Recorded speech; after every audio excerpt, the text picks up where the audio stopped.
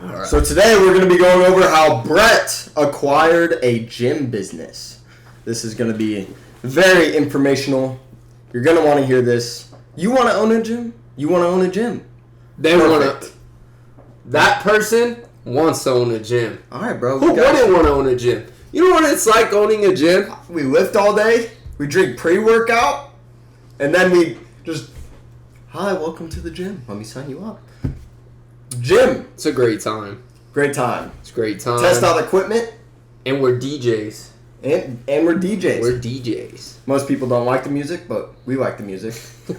So, Brett. Well, side note. Josh was playing Taylor Swift in the gym. Oh. He thought that was okay. Oh. We're going to have a talk with him about that. Yeah. He's trying to demasculinize everyone in the gym with his music. Yeah. We got the fights on in the gym right now. Yes. Every TV. We're programming the youth. We got the UFC playing on.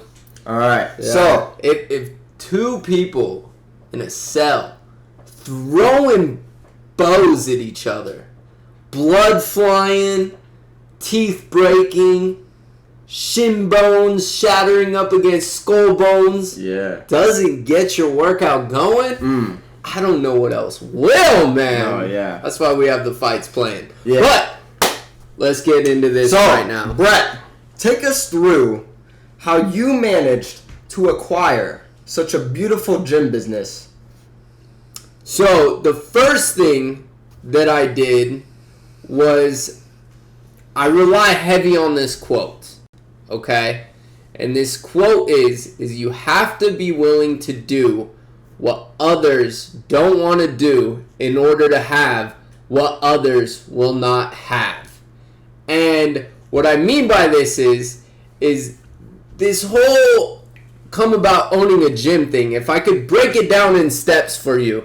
Step number 1 is you have to know what you want to have, right? If it's owning a business, you have to know what type of business it is. But not just knowing that. You have to know down to the specifics. What is the floor going to look like? What are the walls going to look like? What's my logo going to look like? How many customers I'm going to have? You have to get so specific when it comes to your vision that there is no guesswork. And that is how you go on to manifesting certain things. I knew exactly what I wanted a long time ago.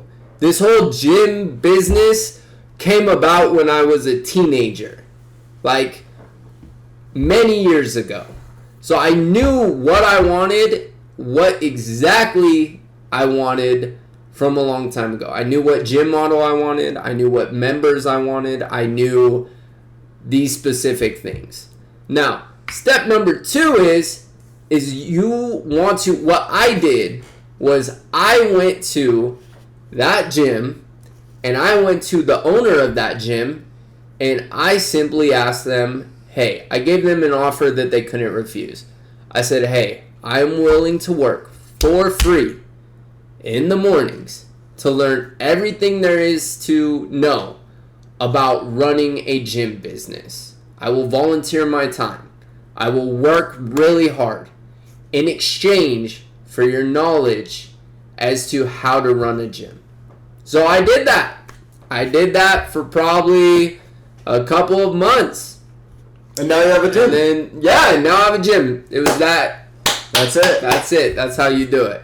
No, there's more to it. More. So, by me doing that, my next plan was to go to another gym that was very like that one and had a motivated seller and was to go up to them and to offer them a price and ask them if they wanted to sell.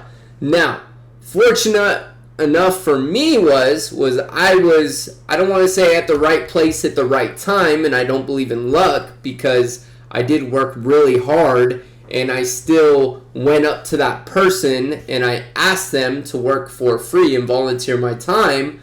But fortunate enough for me was into me volunteering my time and working for free, a couple months later, that gym owner walked up to me and actually told me that they wanted to get out of the business. They didn't know what to do with the business or the existing member base.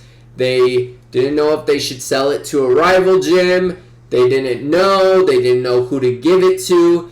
And that was kind of like light went off in my head. And then we started negotiating. And I started negotiating prices with them. Then from there, we came up with a fair price for the both of us. And from there, the transaction was made. Now, after that, there was a lot of hidden things that I didn't know about the gym. And there was a lot of rookie mistakes that I made when it came to examining certain paperwork. There's some things that I can't talk about on here legally. But I will just say that after purchasing it that first month, we were very much so in the hole. But that's fine. That's where we thrive. That's fine. We thrive when everything is completely against us. We thrive when a business that is supposed to be profitable is failing. It was fun. Completely failing.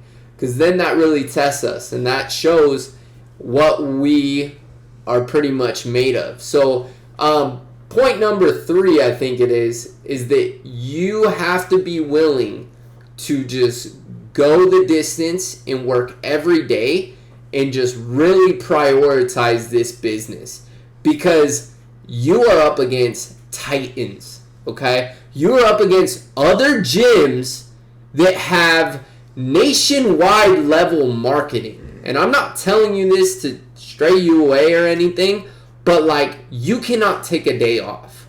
Saturdays and Sundays, when it comes to owning a gym business, are going to be golden for you, because that's when your competition isn't working. You're going to have to be willing to go further than what your competition is going. Because for me personally, what really worked in my favor in having this edge was I didn't have a wife, I didn't have a girlfriend, I didn't have kids, right? I didn't have those things.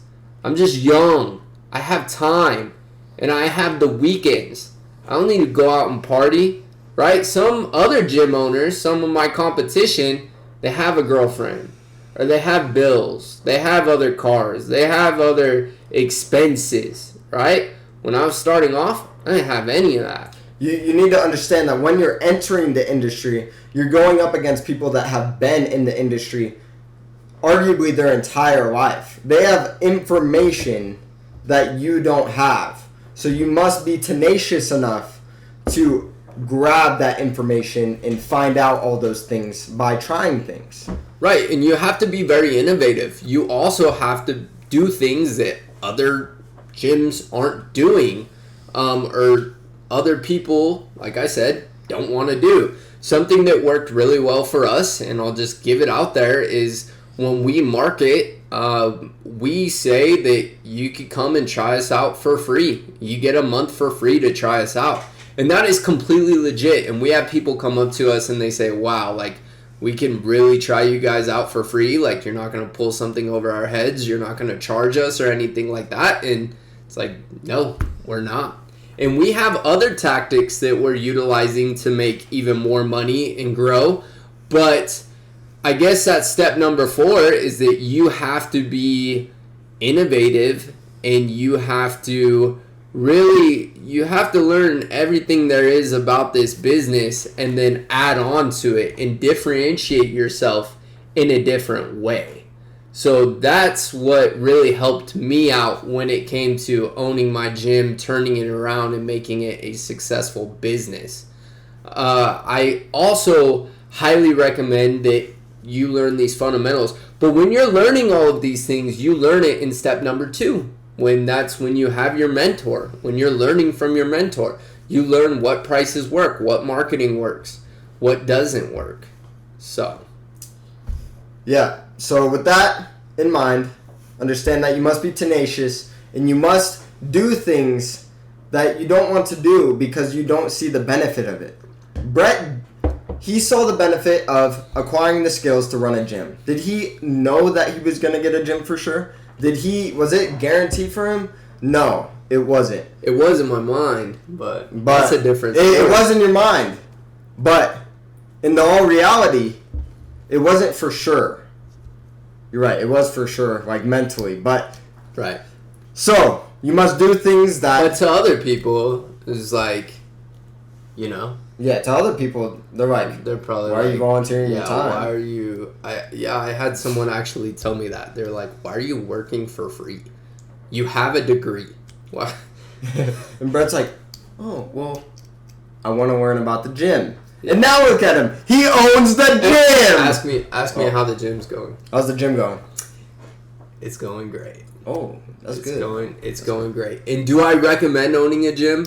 I highly recommend owning a gym. It is awesome because, like I said before, when it comes down to it, and you love the fitness industry, and you love personal training, and you love having something where you're seeing people on a daily basis, do something good for themselves and contribute to society by being physically and mentally fit, you can't take that feeling away. Yeah. It's a great, great feeling, and I highly recommend doing it. And when he's telling you guys you have to work Saturdays, Sundays, you gotta grind for this, he's not trying to turn you away. Don't be programmed like a bot. I think you should love that. I think if you have something that you're willing to grind 14, 16 hours a day, Monday through Sunday, and you're not even looking at it too much like work, like it is work, but you're just on a mission, I think that's some true happiness right there. So yes, with this understanding, live a fulfilling life. I hope this helps you guys. I hope these tips will help you when it comes to running a gym. Something that is a big reason why you should be following this right now is because you have someone who's so great like Alex Hormozi. He ran multiple gyms. However, he talks about it in a past tense. He doesn't run those gyms anymore. And those styles of gyms were boutique gyms, and he made a lot of money, and he freaking killed it. Now, why you should follow my journey is because I'm currently in the middle of it right now. In a different time period. Okay? Explaining to you what's working for me right now, what's not working, and I'm going to be coming out with more videos on that. And also, my style of gym is a lot different. I own a big box gym with thousands of members. We also have a boutique style side to it. So give us a follow and check out our journey. Enjoy the content.